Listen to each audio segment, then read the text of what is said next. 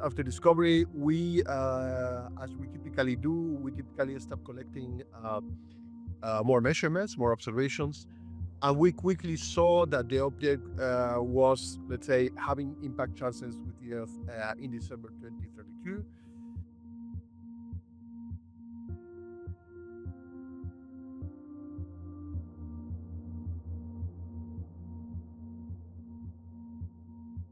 Seeing that the impact probability that we are assessing has been changing from day to day, and this is the result of this daily update with new observations that we are collecting from either from our teams or from other teams that are observing also this object. So this is what allows us to redo every day the orbit determination process and redo every day the impact monitoring process that allows us to evaluate the impact probabilities on a daily basis.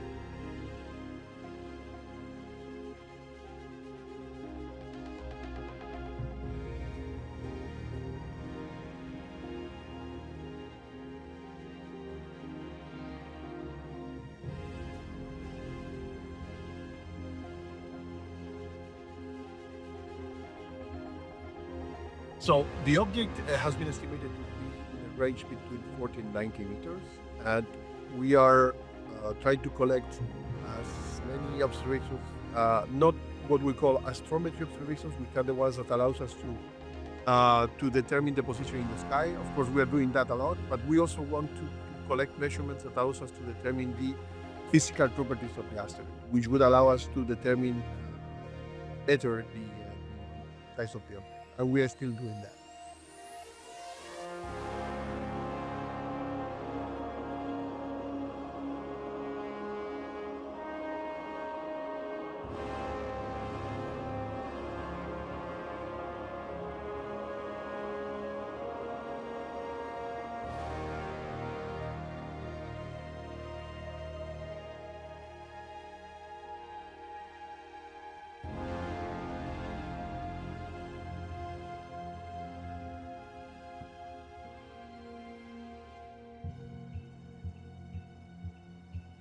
The impact velocity, which will be in the order of 17.3 kilometers per second at the moment of the possible impact, and the density of the object, which we don't know. So for that, we have to do some let's say estimates. But the let's say the amount of energy that would be released, taking into account those uncertainties, could range between 5 to 50 megatons.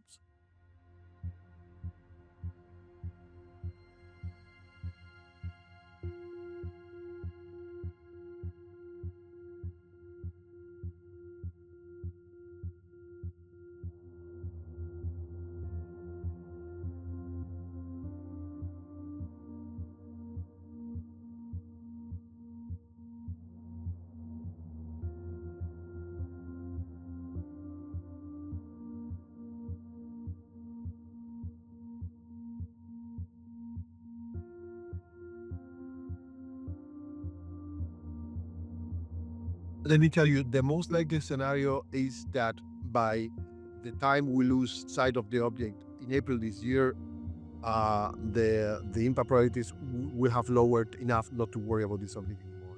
However, there are still some small chances that it will remain in our risk list, and when we come back, when it will come back in 2028 and we reobserve it, at that time, it will have been so much time enough for us to determine whether, let's say, it will be impacting or not completely. So it will be a 0 or 100%.